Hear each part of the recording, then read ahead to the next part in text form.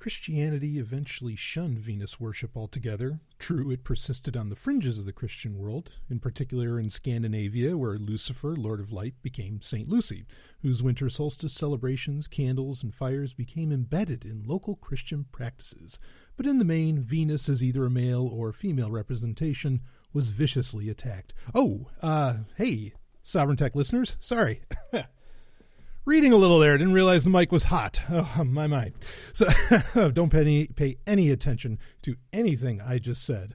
Woo, the Golden Stallion, the man of tomorrow, Sabzu, the radar radio star, here for you for a little Wednesday Q&A. And we've got some wild topics really to get into this week.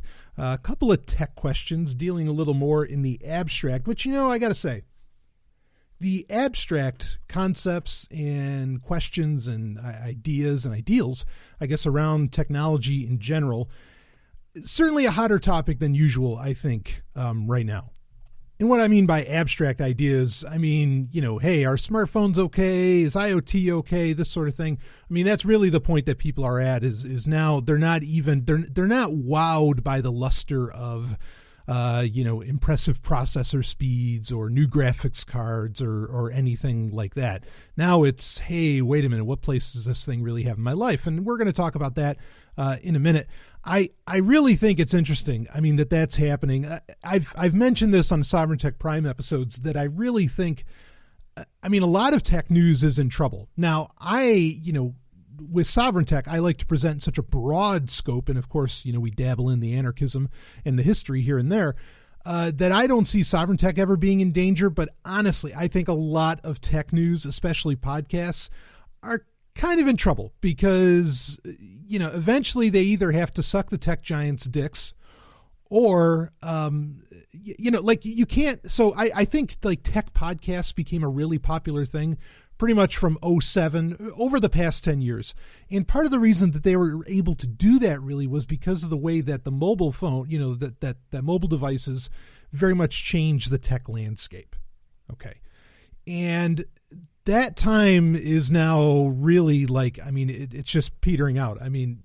No one's really, hell, I saw, it might've been on Lifehacker or something. I've seen, and more than just there, I've seen so many articles now that are saying, why would you buy an iPhone X? Why would you buy a Samsung Galaxy S8 or whatever? You could buy a model from a couple of years ago, or you could buy, whatever, just a mid-range phone or something, and it's still just as good. And they raised the point. They said, when's the last time you left, WhatsApp or Twitter?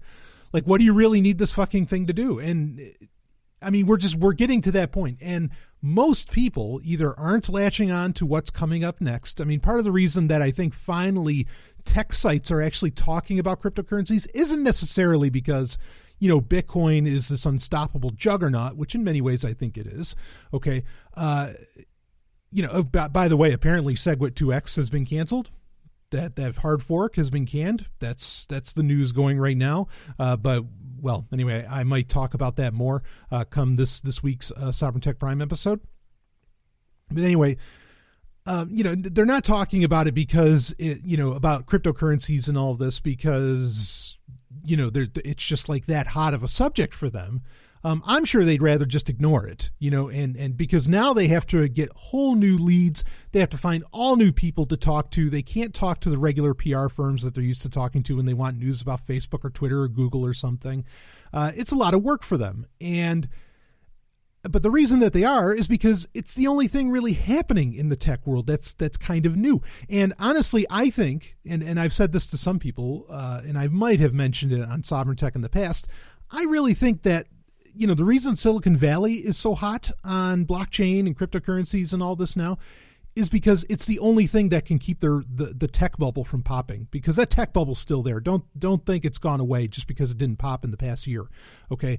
They're trying to hold on to something so desperately, and cryptocurrencies is a buzzword with investors, and investors can, even on the fringes, see that there's a lot of passion around it. Of course, not for reasons that usual VCs and investors would give a shit about. And of course, ICOs are all the hotness right now. So, to some degree, it's unavoidable, but at the same time, they're out of shit to talk about. How many, you can't, for 10 years, these news sources wholly relied on ooh, what's this next phone going to be? And ooh, leaked images of this and all that. And I know I've talked to some of the guys that run some of these bigger sites that particularly circle around mobile devices. And they've said, when there's leaks of a new phone or something like that, or even specs, that like the what used to be literally the hundreds of thousands, if not millions, of page views and impressions, has dropped into the tens of thousands, if not less. Like, I mean, that mark, it's just dead. That kind of stuff is really dead. I'm not saying tech news is dead entirely, but you can't have, and I did talk about this on the Sovereign Tech Prime episode. You can like a daily show that is just all about tech and tech alone. You can't do it anymore. I really don't think so. Yeah, there's exciting shit happening, but you have to learn, for that exciting shit, the people you have to have on to talk about these new developments in tech, they have to learn whole new schools of thought. I mean, they have to learn all new technologies, they cannot rely upon, and the fact that really all of the tech giants, like a lot of analysis is kind of meaningless because all of the tech giants are pivoting. They've been pivoting for the past, year or two, where they're very different companies. Microsoft is a very different company. Apple is a very different company. Google is an evil company now, or maybe they always were. But, in Facebook, of course, well, that's terrifying in all its own right, which we'll talk about maybe a little later on here. So, but it's just something to keep in mind. And that's not to say, because, Sovereign Tech patrons, we're one of the goals for continued patronage. There's going to be more, but one of the goals right now is to get to the point where there can be more than one episode of Sovereign Tech per week. I can do that no problem, because there's a million things to talk about, because I don't just talk tech, I talk science, and I talk something that there might be a couple other shows out there now, I don't know, but that almost no one else does. And that's, what does it mean for the individual? Like, what does it really mean for, individual liberties? What does it mean? How does it empower the individual? And that's, obviously through anarchism. I mean, and those are unique takes that you're just really not going to find much anywhere else. So I'm not worried about it, but it is interesting to watch, like, so many big publications cancel their tech podcasts and all this, or so many organizations, I guess I should say. And hey, whatever, last man standing. Sovereign Tech's going to be here forever. I've got 4 digits in the episode numbers, and when it gets to 900 or 9,999, I'll just dump the episode numbers by that point, because who needs them then? So anyway, let's get into a little side tangent there, but let's really get into the questions this week. And the first one is one I've wanted to get to for a good long while here, that I had lined up for literal weeks, and I haven't been able to get to it. And it came in a very simple email that just asked, or it requested, I guess, maybe didn't really ask. So, technology is a form of necromancy. Discuss. And that's all.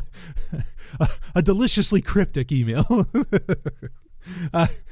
So yeah, let's talk about that. And then I have something that'll dovetail off of that nicely. And then we've got at least one more thing I want to get into. And I mean, if there's more time, then we have more time. But so technology is a form of necromancy. So this is a subject I've danced with and hinted at a bit, I guess, a few times. And that is throughout history, and I mean all of history that at least we have recorded. You have this concept of the heretic, the bastard, the, pick your term, pick your pejorative, of somebody who stands outside of either the religion, the tribe, the society, whatever. Okay. And historically, I think the evidence stands fairly well that when you start reading about black magic, or somebody who is the antithesis to the abilities and powers of the shaman, whatever, stands against the church, etc., performs some kind of miracle, things like this. I think what you're really experiencing is somebody who figured out some kind of technology. Now, it doesn't necessarily have to mean advanced technology, but then it also doesn't necessarily mean that it isn't. So tech being some form of necromancy, I suppose I should define what necromancy is. So necromancy particularly is in reference to speaking to the dead. Often enough, it comes with the added need or added act of trying to figure out what's going to happen in the future. So you're talking to the dead to figure out the future, kind of like King Saul did when he wanted to he went to the Witch of Endor. No, not the Moon of Endor, like in Return of the Jedi. He went to the Witch of Endor, if you accept the Bible or Torah as history. He went to the Witch of Endor and said, I need to speak to Samuel. I need to know what's going to happen to my kingdom. And he talks to Samuel, and well, some Christians debate whether or not he really was talking to Samuel, because some Christians believe in the concept of soul sleep, meaning that, your soul is asleep until Jesus comes again. So how could he talk to Samuel? Well, he couldn't have been. There must have been a demon or something. So I understand there's that interpretation of this. Or people believe that, yeah, absolutely. Samuel, he talked to Samuel. And of course, Samuel gives him very bad news, saying, guess what? Your time is over. This is how it's going to end, and you're done. Sorry. This notion that, and hell, maybe even the Witch of Endor, herself. She was clearly engaging in what would be an example of conventional example of necromancy. Of course, I don't believe, as an atheist, I don't believe in in supernaturalism of any kind. I don't really believe in talking to the dead. I think when you're dead, you're done. That's it. Okay. It's over. and there's no, in fact, there's a point where Torah says that, of course, Torah doesn't necessarily contradict itself, but it does argue with itself often enough. So, and of course, the verse I was referencing about the Bible / Torah saying that nothing happens, when you're dead, or everything's over when you're dead, is that's actually from Ecclesiastes. The argument is, well, that Solomon wrote it. Of course, Solomon, we talked about quite a bit this week on Sovereign Tech Prime, that's not exactly Solomon, which is interesting. That kind of adds on to that flavor. It adds on to that, and I don't want to get lost in the weeds on this, but it adds on to the theory that Solomon really wasn't the Solomon that, there wasn't actually a King Solomon. It was really Amenhotep III, because the books in Torah largely ascribed, like Song of Solomon and some other things, ascribed to Solomon. We don't know that Solomon actually wrote those. And I don't mean that because we don't have like the autographs or we don't have any kind of archaeological evidence. I mean, like, it's really arguable. Like, there is no claim within the books themselves that Solomon wrote them. Like, the Ecclesiastes is written by the preacher. That's all he calls himself. So anyway, but that's a side note. And someone had requested that I talk about the identity of Solomon and all that. This is a huge subject. I will probably do a whole Patreon episode about this. I can't say when I'm going to get to it, because still working hard and heavy on the holiday episode, but I definitely want to do that, because I think that there's really, any time that I can spend time discussing with you and, kind of getting rid of the spooks of the mind and giving you arguments and tools to thwart other spooks of the mind, like religion, I'm happy to do that. And deconstructing, Torah and the Bible, which are considered in many ways the basis of Western civilization. I think that's a very worthwhile endeavor, and I'm happy to be engaged in it. So, all right, necromancy. So, was the Witch of Endor using some kind of technology? Blah blah blah. I don't know. I don't know what the hell was happening there, and it's really anybody's guess, especially since it's such a short verse in the Bible, albeit shocking one, because you are talking to the dead in it. So, is technology really just some form of necromancy? Well, I do think that technology as we know it today, and let's just say technology since like the 19th century, since the 18th, 19th century, and its continual development all the way up to the industrial age and then into the internet age. I think a lot of that is really a goal by, let's back it up. So during the Renaissance, during the Enlightenment, you have a lot of figures. So strange things happen. Okay, during the Renaissance and during the Enlightenment. You have a lot of scientists who, we're talking Newton. I mean, go down the list. Bacon. I mean, all these different guys. Thomas Knight. I mean, like there's a litany of them. You have Anton, even other, Constantine Huygens, Christian Huygens, Anton Leeuwenhoek. I mean, like there's just tons of names. A lot of these guys started this off. Started off the Enlightenment and everything, and started the concept of science. The abstract notion, the school of science, and etc. Francis Bacon would come up with the scientific method, and so on. They did this to prove God. They wanted it. They didn't. Their plan wasn't to become a bunch of atheists or deists or something like this. They wanted to prove God. And I think, one could argue that, especially when you read some of like Isaac Newton's works, he was really trying to get to the bottom of when things would happen in the future. Particularly, he was very, very interested when you read like his analysis of the books of Daniel and Revelation from the Bible. He even comes up with a date. Like, I think he says the date that Christ is going to come back is like 2060, something like that, or 2091. One of those years. I'd have to look at it again to remember exactly when he claimed. But his claim is that Christ would be coming back in the 21st century. So a lot of what they were doing was to prove God. What happened is that they were faced, by their own words, okay, don't take my words. They were faced kind of with inescapable evidence that, wait a minute, the God of the Bible, like this, the Bible's story of creation and all of this other stuff just doesn't gel. This doesn't fit with what we're learning here. Wait a minute, actually the universe has its own laws that it seems to go by, and it doesn't require a creator, and it doesn't require a blind watchmaker or, a puppeteer pulling the strings, that all just kind of happens on its own.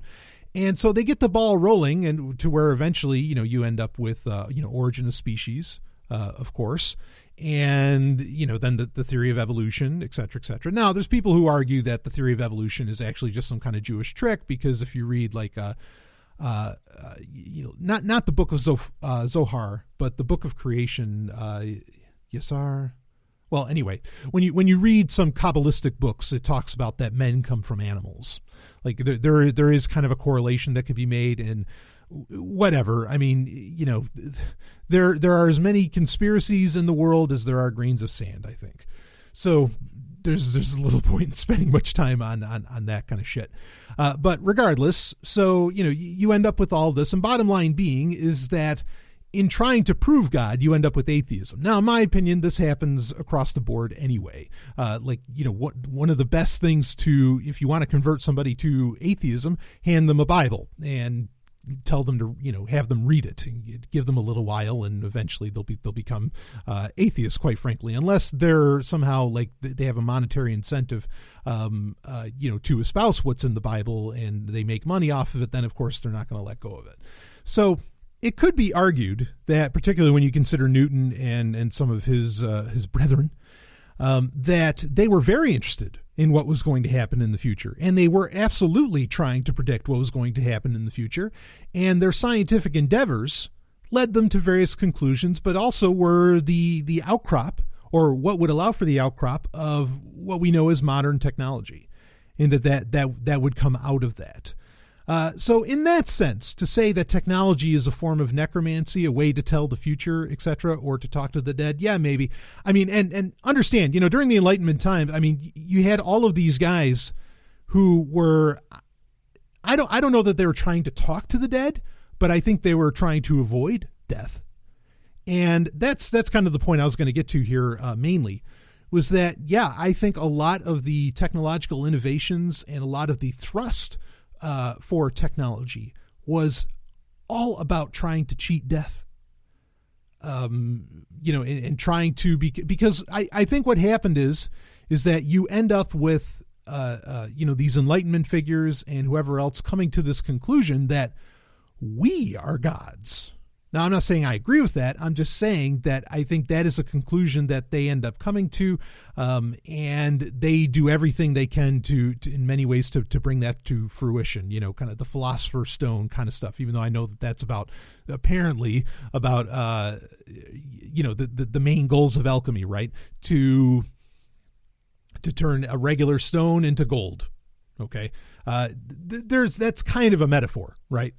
I mean, that they weren't exactly literally trying to do that. Though to some degree, I some people say it was complete metaphor or allegory or something. No, I think there was some real desire to be able to create as much gold as possible, because I think that the, shall we say, the texts, the historical texts that they were looking upon, and those weren't just Christian ones or Jewish ones, told a story about the importance of gold. I mean, in Judaism itself, gold is an incredibly important element. I mean, gold and salt, and Torah, like these things are, like all three of them are considered fairly equal, in very much in value. Now, why is gold considered such an important thing? Well, that gets into a whole other train of conversation, not train of thought, but a whole other train of conversation. I do find it interesting that depending upon how you interpret what what you're digging up, the argument's been made is that there are what appear to be mines, as in gold mines, that are literally hundreds of thousands of years old, or over 100,000 years old anyway. Who the fuck was mining for gold, and why were they mining for gold, 150,000 or even earlier than that? That doesn't exactly make sense. What's the score? What's the deal here? And this isn't some kind of ancient alien nonsense. I mean, this is absolutely, one interpretation of what you're looking at.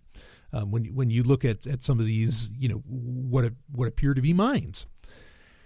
So, gold seems to have been a very important thing for a very, very, very long time. So it's not crazy that literally they were trying to find a way to create more gold, because, though the argument would go that they were trying to create more gold to help become gods. Now, what their line of thinking was around that, who the fuck knows?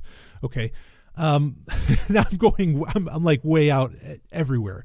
But I do think that a lot of the Enlightenment figures, I do think that science, early science, science from the 16th, 17th century, and maybe even the 18th century, was very much leading towards, okay, how do we become like God? How do we become gods? How do we, bring together these full human faculties that we believe exist, et cetera, et cetera. And so, yeah, again, in that way, technology, it could be considered like it's not necromancy in that you're speaking to the dead, but that there's no more dead, like, so I guess in a way it could be the opposite. But anyway, another take on the matter is that, a lot of people feel that the obsession with things like Facebook, the obsession with social media, the obsession with blogs, the obsession with doing so much online, this is a far more simpler answer, is really a way to help make us immortal. Like your Facebook posts will exist for all time, and that is a very appealing thing to your lizard brain. And so, because it kind of cheats death. And so, yeah, you are going to, in a way, talking or going on Facebook, and we already experienced it, like that it's kind of weird that there are people who have memorialized Facebook profiles, right? Because they died, and you can go back to them and you can kind of look at them and you can see conversations and everything. And after a fashion, it is a way of talking to the dead after a fashion.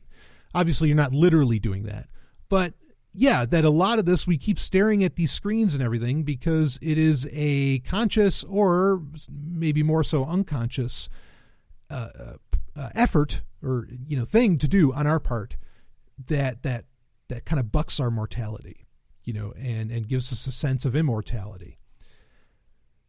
So yeah, I could see that as a form of necromancy. I don't think that anybody has that kind of grand design like the Enlightenment thinkers and and early scientists had. I think they had very grand designs of, what they had in mind for where technology would take them and what it would create, etc.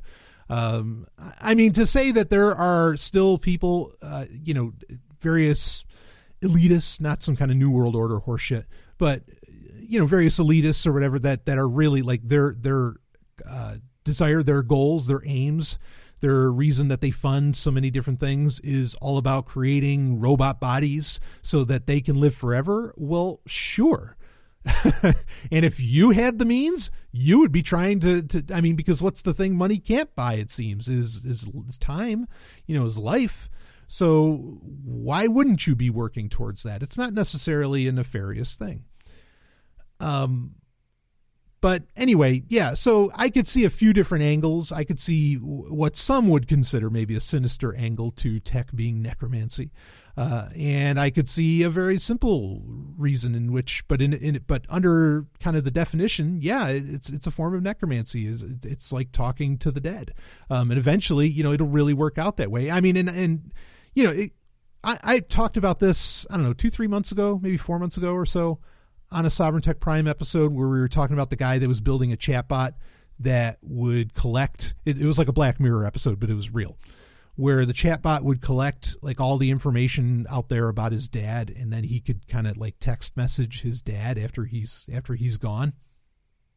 And I made it very clear that notion, that concept, that app is insulting to the human condition. It's insulting to the memory of someone. And it's downright dangerous in the reality breaking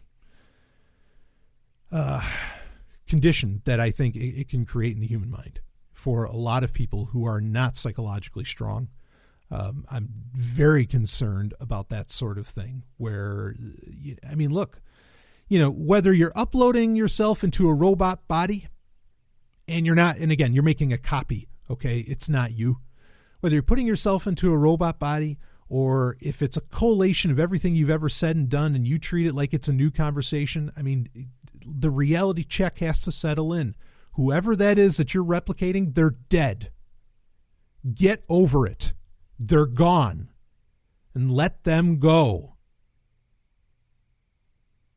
I said it on the Sovereign Tech Prime episode. I said, yeah, I can imagine technology in the future where, effectively you could put together, perhaps to some degree, my opinions, things that I would say, how I'd say it. You could mimic my voice to make it say just about anything else. And you could, I'm not dying, but after I die, there could be new episodes of Sovereign Tech.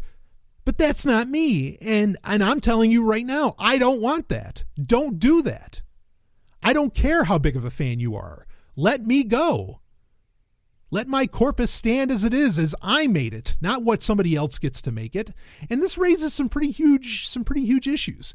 I appreciate, and I think it's a little bit different for fictional characters. I appreciate that, now we can bring, like in Blade Runner 2049, just an amazing film. And it is remarkable how they had Sean Young come back young, but as Rachel. And she looked exactly like Sean Young, back in the 80s. That's crazy. I appreciate that in the future, we could finally have sequels to all these classic films and everybody could look just like, they looked in the 80s or the 70s or whenever. If we could get a new John Wayne film, fucking awesome. Okay, but there's a fine line there. And the fine line is fiction. If it's fictional, leave it be. Or, don't leave it be. Go ahead, let it be. You can do it. Have a great time, yes, because these characters and these stories are, it's something enjoyed and kind of shared by everybody and whatever. Now, when it's nonfiction, when it's a real person that you're talking about, I think that's, I personally, I find that insulting and downright anathema, at least in my book, because let that person go. It is over. Move on. Be happy. Be genuinely happy. Not happy because you're talking to somebody who's 6 feet underground or launched into space, hopefully, or frozen.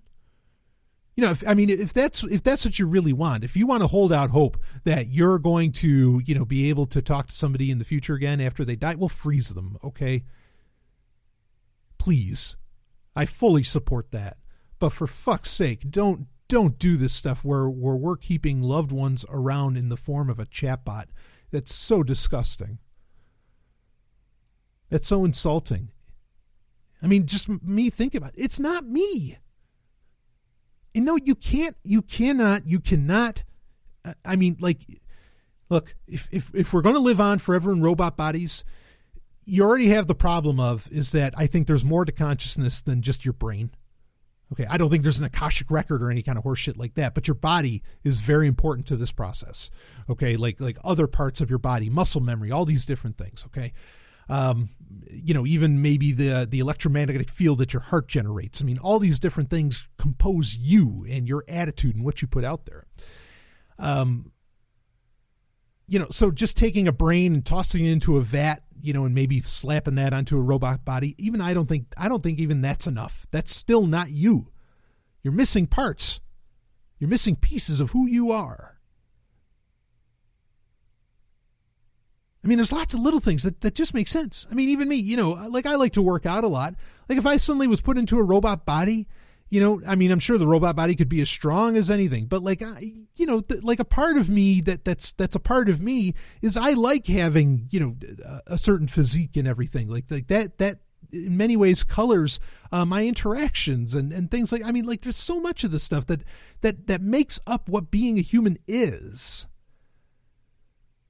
that I so question how well we can replicate that.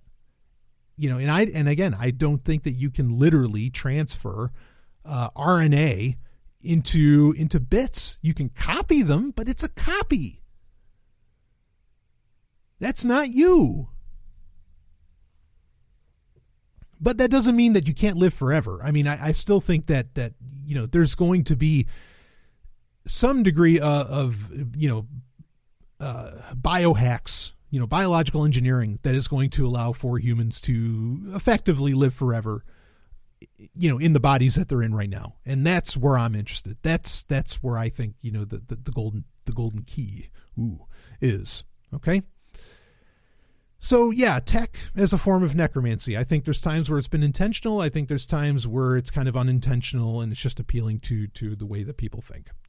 So, okay, let's move on to another question here. So this next one gets into more of the abstract, and this is actually from the Sovereign Tech Uncensored Facebook group. So, which now we have the Facebook group and we also have the subreddit, which I haven't been able to be that active on the subreddit just because the phone I'm using at the moment, I need to get a new one. Not that there's anything wrong with the phone. It just can't hold a whole ton of apps. And there's certain, with clients that I'm working with right now, there's certain apps that I need to have on there that doesn't allow me to have a bunch of other apps, including like a really good Reddit solution that I want to have on there so I can interact more readily. But I'm Reddit readily. And so I haven't been on there as much, but I'm glad people are using it and and interacting. I think that's awesome. But anyway, this was a comment. It wasn't actually a question. It wasn't really directed at the show, but I thought it was such an interesting thing to talk about that I wanted to read it here and kind of talk about it here on the Q&A. But it's from the Facebook group by somebody that I love, and he knows it. Let's see. At what point, we'll read it here. At what point do you throw in the towel and accept technology you inherently distrust into your life? How do you recognize the point where your avoidance of it has become more of a hindrance than the liabilities associated with that technology? Of course, this experience isn't a new one. Previous generations distrusted the internet, but have largely adopted it in one way or another. These days, you can hardly find a job or a place to live without it, and not having a Facebook account is seriously considered as a potential sign of mental illness by some mental health professionals. Stanley, breaking in for a second, that is absolutely true. If you don't have a Facebook account, they pretty much hit the check mark on sociopathy. That you're a sociopath. All right, I'll read more, but anyway, so were our grandparents wrong to worry about being sucked in by technology? Some hilariously took that fear a little too seriously, but it's hard to argue that social media, smartphones, and always online services have become all-consuming aspects of our culture. There was a time when I was younger when being online too much was cause to worry about a person. That concern has seemed to have gone out the window for the most part. So I'm left wondering, When am I going to have to invite things like Internet of Things devices, IoT devices, and blockchain-enabled ID systems into my life? At what point will their ubiquity steamroll us all into submission? I know Brian likes to err on the side of optimism when it comes to the future, but sometimes I can't help but look at the past and see how things have slowly creeped up on us. And if all the leaks from whistleblowers like Snowden haven't stirred people up enough to resist this stuff, what will? Sorry for the rant. I'm just openly giving air to my ruminations. Maybe someone can talk me out of the pessimistic hole I seem to have dug for myself. Well, to answer a lot of this, I mean, it's absolutely true. It has been a slow creep. My favorite example that I bring up, and you could say it's anecdote, but ask around. Eventually you have enough anecdotes that it becomes fact and truth. I remember going to Radio Shack. Radio Shack was my favorite store as a kid. It was a playground. Back when it was cool. Back when it was like mostly parts and not so much, and parts and kits, and it wasn't all like, pre-built RCA TVs and all this other horseshit. Okay. I remember buying, when like myself or my dad would be buying something, and particularly when my dad would be buying something, or anybody else would be in the store and they'd be buying something, the cashier would ask you for your name, your address, your phone number, all this, a bunch of information. And most people would say, what the fuck do you need that for? Now we just hand this over, no problem. I mean, now anything, any service you're using online, anywhere, whatever you're doing, I mean, people just hand over this information without even thinking twice. But, 20 years ago, 20, 30 years ago, that was anathema. Even if like Sears asked you, like, well, wait a minute, you don't need that information. No, I don't want it. And they eventually got to the point where people would say, do you mind if I ask you for this? And a lot of people would say, no, you don't get that info from me. It's really, it's amazing now. I mean, that people would see that as strange, that you would deny handing over your address, phone number, etc. So, I mean, it's been a slow creep, and now people hand this stuff over with no problem. I'm not saying that I think people are anti-privacy now and they don't want privacy. I think quite the opposite. In fact, I think there's really going to be a backlash against a lot of these services and a lot of this, a lot of the varying technologies. In fact, I think you're even seeing it in the sales numbers where, people aren't buying the new hotness of whatever comes out all the time. People aren't getting as excited about, sort of what we were talking about earlier. People aren't getting as excited about various tech news and everything. They've got their things that they're tried and true things, and tried and true apps that they stick with, and they move on. The app boom is in many ways absolutely dead. People aren't making the money that they were making off of that before, and they're not getting the valuations either. Now, as in reference to the blockchain space, there's a lot of blockchain technologies and companies that are all about getting rid of the potential anonymity that Bitcoin, or pseudonymity anyway, that Bitcoin had promised, and that a lot of people got really excited about cryptocurrencies about. That's why that's part of the reason they called it cryptos, because they're like, ooh, we can hide. Oh, this can get us away from the government, blah, blah, blah. And I mean, most of the big names that are doing a lot of the dick waving in Bitcoin are people that totally understand that we're all about having non-governmental money. But yes, there are people who want to do quite the opposite, where they want it to be completely government money, or they want it to play nicely with governments, or they want to create ID systems, which, again, one of the beauties of Bitcoin was that it was pseudonymous. If you put in the work, you could be relatively anonymous with what you're doing, relatively. And so there's a lot of coins out there, and a lot of blockchain technologies that are coming out that are all about playing ball with the legacy system and working with the legacy system, no doubt.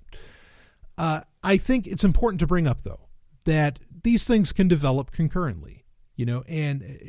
Technologies can develop concurrently. And as much as there is the pushes towards working with the system, there are the pushes of working outside of it as well. Okay. For example, and I'm not saying this because they're a sponsor. Okay. It's just a great example in my opinion. You have Zencash, which is all about creating, a platform where people can do whatever they want with it, and it can be as anonymous as the latest developments in cryptography can make it. That being zero knowledge proofs. Okay. Now they're developing right alongside everything else that's going on in the crypto space or in the blockchain space. Okay. And they can build that alternative. I think that the desire to have freedom and to, have full mental faculty, because understand, a lot of technology today, it's not, I get the argument for being necromancy, but a lot of technology is straight up distraction, and distraction from your actual happiness. That's a fact. You tell me, you go, if you can afford to do it, you go on some kind of just a weekend retreat, and you leave that phone at home. I guarantee you are going to feel like crazy different at the end of that weekend. It's going to be, it's going to be nuts just how different you feel. You're going to get the jitters at first because, what's going on in the world, blah, blah, blah. But you'll get over that. And honestly, it's a lot easier when you have people in your life, you're hanging out with friends or lovers or something like that, to where the people that you want to talk to are like already in your vicinity. That really helps out a lot. And I think this is a big part of it too. I think, why a lot of people may sink themselves into kind of this, pessimistic technology hole. And I'm not saying it for the person that wrote this. I'm not saying that they're in this camp. But I think for a lot of people, they do it because they need some kind of connection and interaction somewhere, and they're not getting it, in their real life, either because, they're living in a city and, whatever the fuck the reasons are. I'm not knocking cities, okay? But it's a substitute for connection.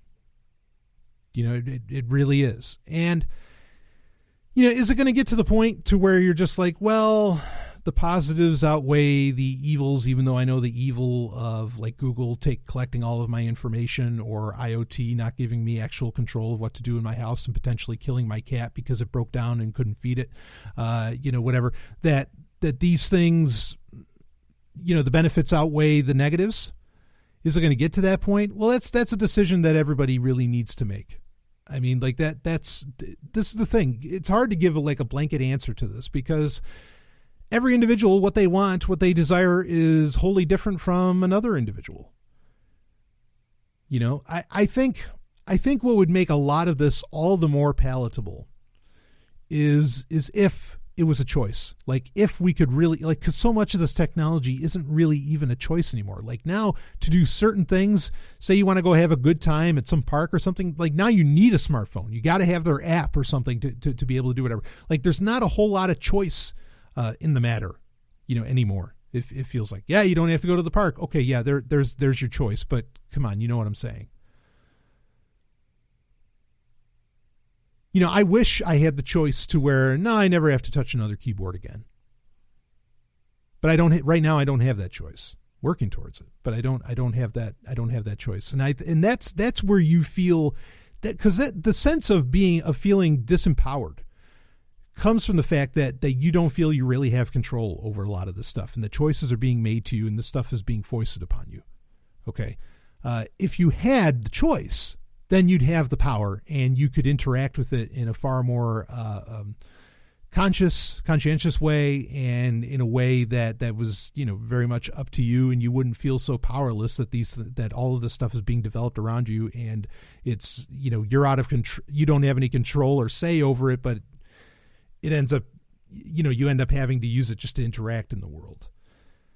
I get it. That's a really, really big issue. But I guess where my optimism comes from in all of that is that the alternatives, the last choice that you have is that the alternative technologies that do respect the individual, that respect your individual liberties, respect privacy, respect all these different things, are being developed right now. Some of them already exist, and you can jump on them. And yeah, the part that sucks is that you need other people to use it, right? And so you got to educate them how to use it and everything. It's part of the reason I do Sovereign Tech. It's part of the reason is to educate people in how to use these technologies and to get away from them, and not to fall into that trap. That way you can be a part of the alternative system of interconnectivity that I want to be a part of, that respects me as an individual, doesn't want to collect all of my information, gives me control of when I want something turned the fuck off, it's turned off, and isn't just one giant security exploit for the planet. Again, these things really are being developed. I mean, I'm going to be doing an interview. Again, I'm really not saying this because I'm a sponsor. I mean, fine. Replace the fucking term. It could be Monero. I don't give a shit. It could be Dash. I don't know. Whatever. Pick it. Okay. Whatever term makes you happy. I'm just saying that there are people out there who believe that you can build platforms like Zencash, etc., or anything else that I've listed where you can, without government interference, without interference from Google and whoever else, where you can transact, you can publish, you can message, you can connect with each other. I mean, like all of this, like that it's out there. It's being developed if it doesn't already exist in the first place. People just got to learn and be willing and wanting, really to use it. And I get it. It's a tough sell. I've been trying to sell this shit for years, and nobody's making any money off of, when it comes to cryptocurrencies, it's different. But for a lot of the technologies, nobody's making any money off of whether or not anybody uses it. They just, like, why do people develop, OTR? And why do people develop a lot of these other forms of encryption and these great messaging software, or this great messaging software that's out there and all that? Not everybody makes money off of doing this. A lot of people are doing it because, God damn it, I want my individual, I want to be myself to be respected. And it's not respected if the government's putting in their pie or, the finger in the pie, or if the tech giants are putting their finger in the pie or whatever. So, I mean, people get it. It's just, it's slow going, but I think it's happening. I think there's going to be such a hard backlash, and we've seen it before. When computers and a lot of this other stuff was outcropping, a lot of new technologies and kind of the nuclear age and all this different shit was happening, say in the 50s. You ended up with absolute countercultural movements that had real sway. I mean, like that they had real purchase. And, in the 60s, I mean, you had the Back to the Land movement, right? You think of like people that read Mother Earth News and all this stuff. I mean, there will be a backlash. There will be a counterculture. And, before anybody says it, look, yeah, it'll probably be sexy too, because it's not going to be just dudes wanting this shit. There's going to be women involved. I mean, when you look at the counterculture of the 60s and 70s, there's certainly plenty of that. So I mean, if that's the concern, well, how do I mean, I'm not saying it's this person concerns that wrote this message, but I can imagine a lot of people would be like, yeah, well, I want to use Signal, but I can't get any women to do it. And that's kind of the thing, is that like I'm looking for love, and I get it. You're looking for love. I understand that. Okay. There will be love in these countercultures. Don't worry. I mean, real countercultures, not like half-ass attempts at, half-ass attempts at being rebellious from conventional society. Like, I think not all, but a lot of libertarianism is a very half-ass attempt at trying to, actually like buck the system and actually, bring in real change, right, Obama? Whatever. So, don't worry. Yeah, I'm still optimistic, because I know of the projects that are being developed that people will get on board on. If they don't get it yet, it's happening. It's all very early stages.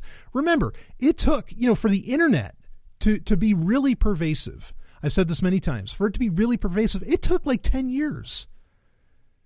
We're not at the 10-year mark for a lot of these technologies that really empower individuals. We're not there. And if it takes a little longer, it takes a little longer. But I look forward to it. There's going to be enough of this shit where this stuff breaks, and there will be a backlash. And at some point, and I hate to say this, but really at some point, because of Internet of Things, somebody's going to die. Not some pets. That's already happened. Some people are probably going to end up getting really hurt, or they're going to die or something. And that's when people are going to say, that's enough. That's ridiculous. That is completely uncalled for. I do not want this in my house. And then, I mean, some companies are going to peacefully, proverbially, in a market style, they're going to burn because of it. I really think it's just a matter of time. That's all. I mean, and it's any moment that's going to happen. So, I mean, and do keep in mind, I understand like that all these interconnected technologies, it is very depressing, because maybe what it's really all about. It's about control. It's about controlling you. It's about keeping an eye on you. It is about spying on you. I mean, that's why there's so much.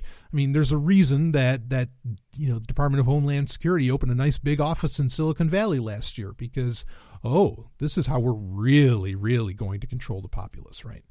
And governments have to control the populace one way or another, psychologically, technologically, whatever. I mean, they've been doing that forever. That's not conspiracy theory. There's no need for a new world order kind of bullshit nonsense, to make that point. That point is there. I mean, it's always been war is the health of the state, blah blah blah. So keep fighting wars. I mean, it's just a litany. It's the very nature of governments is to control, the people under its protection, quote unquote.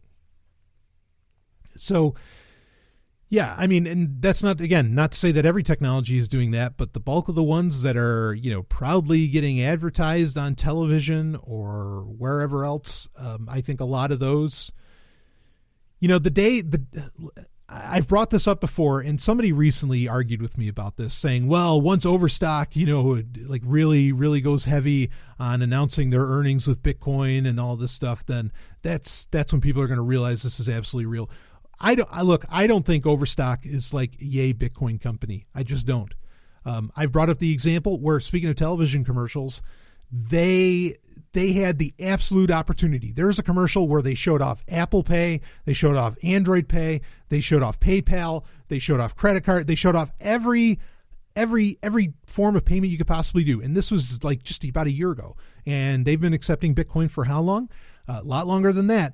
And they would not show a Bitcoin symbol. All they had to do was show a Bitcoin symbol, what they were showing off, and they would not do it.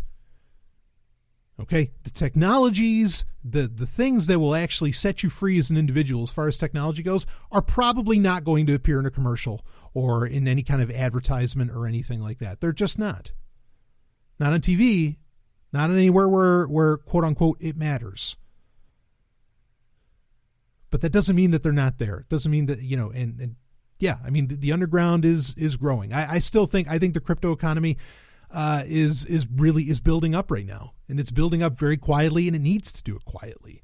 So, System D is on the rise. It's just you don't see it or hear about it. Well, that's because it's doing it right, because you don't want people to know. You want these things to come out of nowhere, like Bitcoin and all that, where you're like, whoa, holy shit, where'd that come from? Wow, that just changed the game, and it did. So anyway, yeah, I'm still optimistic. I don't think, it depends on what you do. I understand, like I have certain clients that I work for that where I need to use services and apps that I would never install, not in a billion years. I just wouldn't do it. But you kind of have to make money and get forward in this world and all that. And I understand. But I think even that's kind of temporary, because it's getting to the point where, especially if you're diving deep into cryptocurrencies and all that, understand a lot of the more liberty-minded people in the cryptocurrency space, believe me, they are all about making other liberty-minded individuals rich. A lot of them, they really, really want that to happen. They want you to be rich. They want me to be rich. They want all these different people to be rich. Okay. They're all for that. And so, eventually, I think if you play your cards right in a lot of those fields, you can come out to where, yeah, you don't have to buy an IoT. You can do whatever the fuck you want, and maybe even go live on an island. It could really, for a lot of people, in many ways, it's already gotten to that point. Not that I'm saying that being rich is some kind of grand virtue or anything like that. I'm not saying that, but I'm just saying that it could really, people are like, this is a goal that people have in mind, is to free you in whatever way that takes shape. You could do it the other way around. You don't have to be rich. You could, practice like, being a hermit or something. I say that with respect. And then you don't have to be that. And hey, that's another way to get out of having IoT and all this other shit on you as well. But so there's a couple different paths to go. Hopefully all that I just said made sense. I think it's just such an important thing to bring up. Yeah, it feels depressing. The person referenced exactly how I feel. I'm a short-term pessimist as far as technology goes, because all of this stuff is going to shit. But I'm a long-term optimist, because concurrently, the things that aren't shit, the things that will last, and the things that bring real value and protection to the individual are being developed right now. They're being worked on, and that's very exciting. So, okay, let's move on to another subject here. So the next thing that I have lined up is someone asked me to talk more about if I had any further review on something that I put in the Sovereign Tech newsletter. In fact, it was in issue 8. Like I said, there was a problem with issue 8 where it got named issue 7, but it's really issue 8. I mean, it says it inside the email, it says issue 8, but in the subject line, it says issue 7, whatever. Anyway, in there, I put in a making special for a new Stargate show, that being Stargate Origins. And this is a prequel show that has to do with the character of Catherine, who is, well known for finding, Daniel Jackson and, bringing him on board with Stargate, and her dad found the original Stargate, blah, blah, blah. Which I think is a fairly cool idea. I don't know what the obsession is with prequels right now, but okay, fine. Let's do a prequel. And it's a short show. It's only, I think they're like 10-minute episodes. And the only way you can watch them, obviously you're going to be able to torrent them, but the only way you can technically watch them is on a website called stargatecommand.co. Okay. And this website is an entire streaming service in itself. And it has an app. It has an app for iOS and for Android. I don't think it has one for the Windows Store, unfortunately, because that has been a very interesting. I could talk for one of these days. I need to do an episode where I talk about my default software loadout, especially on my Windows machine. As far as on my Linux or OpenBSD machines, that would be a very different story. I don't know how many people would be interested in that, but anyway, that's another whole other subject. But yeah, so StargateCommand.co, you go to the website, you sign up, it's $20, you get it. It gives you like service for, I think mine's all the way up until May 2018. And I just signed up for this a couple weeks ago. And so I don't know what their actual pricing structure is going to be, if it's going to be $20 for 6 months or $20 for a year or something like that. Either of those aren't that bad. As long as it's not $20 a month, it's really not worth it then. But what you also, so you're going to be able to see Stargate Origins, but what you also get access to is every episode of Stargate ever. Like all of them. Stargate Atlantis, Stargate Universe, of course, SG-1. You get the movies, you get Continuum, Arc of Truth, the original Stargate movie. And like Stargate Infinity, the cartoon wasn't there. I mentioned a lot of this in the newsletter, but anyway, but that wasn't there, which is kind of a shame because I actually thought that was a really cool cartoon, but I have hard copy of that anyway. So you get to, it's just picture it like, it's like Netflix, but for Stargate and Stargate only. I am really, really on board with this, and I've checked it out a bit. I have a couple of critiques. Okay. But I am really on board for this idea, and that's not a new statement for me to make. I've said over and over again, I will pay for a Star Wars streaming service. I would pay for a Star Trek only streaming service. And in many ways, I kind of already do. That's probably not going to happen because Star Trek is kind of co-owned by CBS and Paramount. But, in many ways, I already do have, you have CBS All Access, right? Which gives you tons of Star Trek, which there's going to be new Twilight Zone supposedly on there too. Which that's really exciting. Another one of those shows I hold in very high regard. But for there to be like a Stargate channel and that's all it is, a Stargate. I mean, first off, you have 17 seasons or so of shit to watch on there. I mean, it's pretty incredible. Now, because you have 10 seasons of SG-1, 5 seasons of Atlantis, and there was 2 seasons of Universe. Now, the thing that some of the stuff that I felt was missing, there should be like, so there was the little webisodes that they did for Stargate Universe. I couldn't find those because of, like, I forget what they called them. They were like the Kino episodes, because there's those little Kinos. They were like these little roving, flying, I don't know, like spy bots. Effectively, they were all over the ship. The Stargate Command gave to the team that went aboard the Universe, or was it the Destiny? Was that the name of the ship? Right. So I didn't see those. Those should have been there. Like, this should really be a totally complete package. Like I said, Stargate Infinity, the cartoon, really should have been there. I was disappointed that the original Children of the Gods, where you got to see Sha'Rah naked in it, like completely nude, the way it originally aired on Showtime when it first premiered. I didn't see that on there. They don't have that. They only have the director's cut. Not to say that that's bad.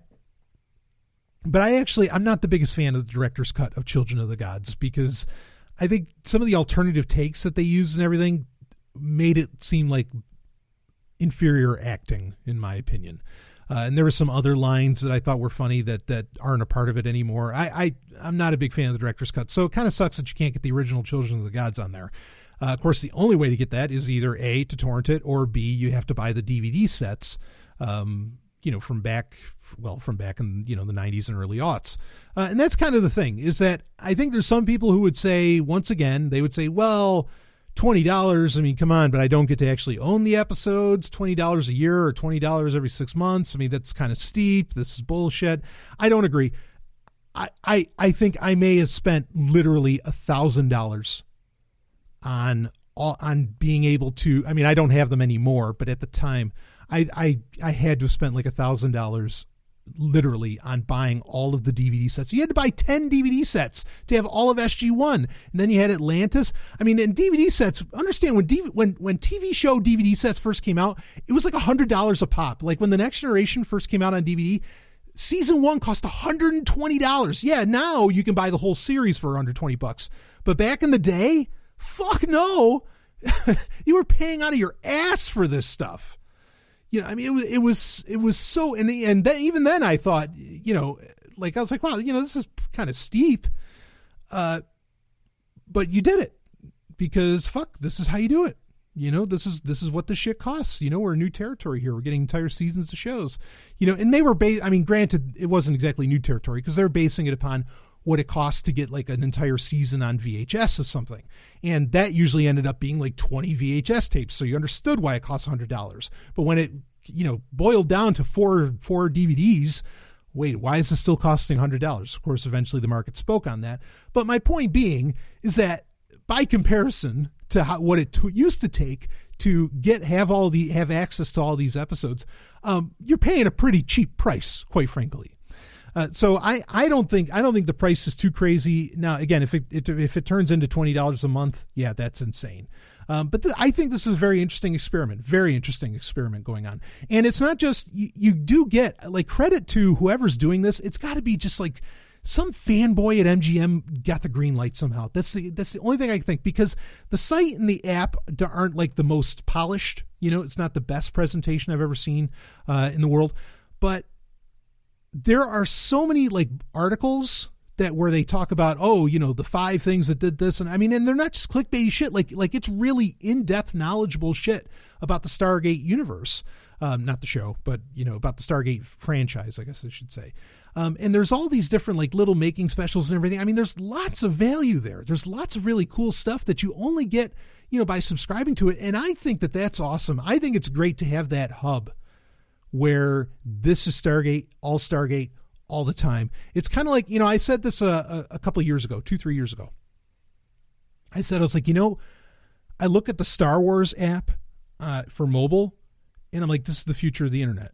Like this is what's going to happen is you're going to have where like there's this one app that gives you access to everything within like these giant franchises, because frankly, at the rate things are going, these giant franchises are the only thing that are going to make movie studios any kind of money, because nobody's willing anymore it seems, to go see original properties or to give original properties a fair shake. Nobody's going, I mean, and this isn't even original property. Valerian, awesome movie, tanked. In my opinion, Jupiter Ascending, awesome fucking movie, tanked. I mean, so anytime somebody tries to bring in something new, it's like nobody's buying. Nobody's willing to go there. So this is what's going to happen, is that people are going to do shit like StargateCommand.co. And I'm not saying that I'm necessarily against it, but I'd still love to have some original fucking properties out there. I mean, I've tried to take it in my own hands and make my own with the Sovereign Universe, but I don't know that MGM's ever going to get too excited about me. And yeah, so this is the direction that things are going. I'm not saying it's good or bad. I'm just saying that this is the direction things are going. But I do think what StargateCommand.co is doing, I think it's really good. And I don't know, like it feels kind of underground, and I like that. And it feels like, like a Bob Iger type or something isn't paying attention, so they don't have to play it safe. They can be risky with this. And I'm sure Stargate Origins will come out on DVD and Blu-ray at some point. So it's not like you're, and of course you can torrent it. It's not like you're going to miss your shot to see that. And it didn't look like, it kind of looked like Indiana Jones in space, which is totally okay with me. It didn't look like it was going to be the most engaging content. It could end up being dead wrong. It could be one of the greatest things ever made. Fuck all I know. But yeah, eventually people will be able to see it, and maybe you don't need to watch it right away, which, shit, isn't there plenty of other stuff to watch? Of course there are. Or of course there is, even the classics. Hell, if you haven't watched Stargate yet, fucking get to it, baby. This is some of the greatest shit ever made. I mean that, bottom of my heart. Stargate SG-1 especially, fucking awesome. Funny, epic. Like a show that can make you cry. Literally make you cry. Stargate does not get enough love, in my opinion, from the science fiction community in general. But it's one of the best. It's just one of the best ever done. So, and there's a lot more, like with Stargate. If you've never read the Stargate novels, which that would be cool if you could get access to those, like, through your subscription, but whatever, that's fine. At least they admit that they exist. But there's Stargate novels, and it's, like, really, really low-key. It's done by absolute fans. They're very particular of who gets to write for it, but they're canon, and, MGM gives them the okay. It's, yeah, rock and roll, go ahead and do it. And they're like 30 books deep, and these are tremendous books, especially if you really know your Stargate lore. They go real deep, and it's a lot of fun. A lot of the new Stargate novels. Well, they're not exactly new. They've been around for quite a few years, but man, yeah, it's such a beautiful universe, and it just feels like they're doing everything right. I hope Stargate Origins takes off, like a rocket, because I want more Stargate. It appears that Stargate Origins is going to, it's questionable how much it's going to stick to the canon. Like, will it relate to SG-1? Because there's the episode in the first season, of course, Torment of Tantalus, which had to do with a guy who went through the Stargate in the 40s. When you think the first time anybody went through the Stargate was, when Daniel Jackson and Colonel O'Neill did, right? Well, you find out in SG-1, actually it happened before. So it'll be interesting to see if they play off of that, or if they ignore it, or, if they're trying to reboot the continuity. I think it would be a fool's errand to try and reboot the continuity, because the main selling point for this whole streaming service, Stargate streaming service, is that you have so much content to consume that means something. And so I think that'd be pretty foolish on their part. So I don't imagine they're going to do that, but we'll see. We'll see what happens, especially because I think in the Torment of Tantalus, like Catherine, I'm pretty sure she says that's the first time she's gone through the Stargate, was then. But then, maybe in Stargate Origins, she just never goes to the Stargate. I don't know. Or maybe she does and she forgets about it. And, well, we'll see. I'm looking forward to this. It's supposed to be out by end of year, but maybe it won't be out till 2018. I'm not sure, but I'll definitely be keeping the Sovereign Tech listeners posted on that. Anyway, that's enough for our Wednesday Q&A. Kind of got into some deeper subjects, some wild shit. Always, please do send in your questions via Patreon. You can send it to the email address bbs@sovereigntech.com, or you can ask them in Reddit, or like the Facebook uncensored group as well, if you want to do it there. So, that's it. New Sovereign Tech, of course, will be out this week, and a new Sex and Science Hour, and I will see you on the other side.